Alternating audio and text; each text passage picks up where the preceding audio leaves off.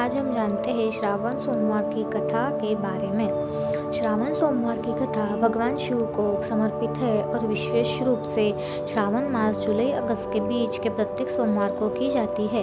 यह कथा शिव भक्तों द्वारा व्रत रखते हुए सुनी या पढ़ी जाती है। श्रावण मास का हर सोमवार भगवान शिव को प्रसन्न करने का सबसे शुभ दिन होता है। इस दिन सच्चे मन से किया गया व्रत आपके जीवन को सुख, शांति और समृद्धि से भर देता है। श्रावण सोमवार की इस पावन कथा में छिपा है आस्था का चमत्कार और भगवान शिव का वरदान। आइए सरल हिंदी में कथा जानते हैं। श्रावण सोमवार व्रत की कथा बहुत प्राचीन समय की बात है। एक निर्धक ब्राह्मण और उसकी पत्नी भगवान शिव के बड़े भक्त थे।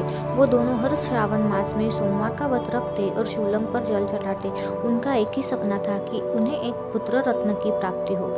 बहुत वर्षों तक व्रत करने के बाद एक दिन शिवजी ने प्रसन्न होकर ब्राह्मण को स्वप्न में दर्शन दिए और बोले, हे भक्त, तुमने सच्चे मन से मेरी पूजा की है। मैं तुम्हारी मनोकामना पूरी करूंगा। जल्द ही तुम्हें एक तेजस्वी पुत्र की प्राप्ति होगी।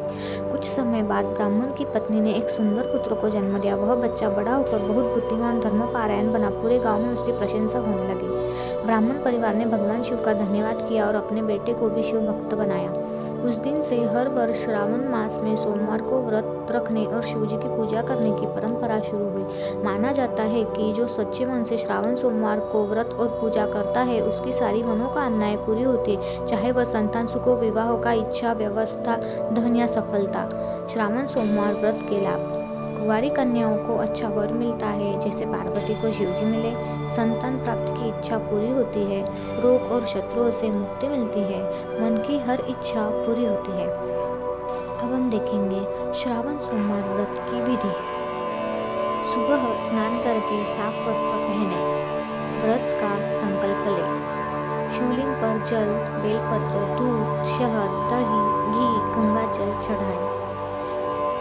ओम नमः शिवाय मंत्र का जाप करें। शाम को शिव चालीसा या व्रत कथा पढ़े और सुने।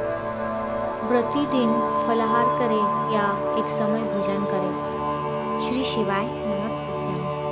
यहाँ पे हमारी कथा समाप्त हो गई हो और आपको ये कथा कैसी लगी कमेंट्स में श्री शिवाय नमस्ते लिख के बताना।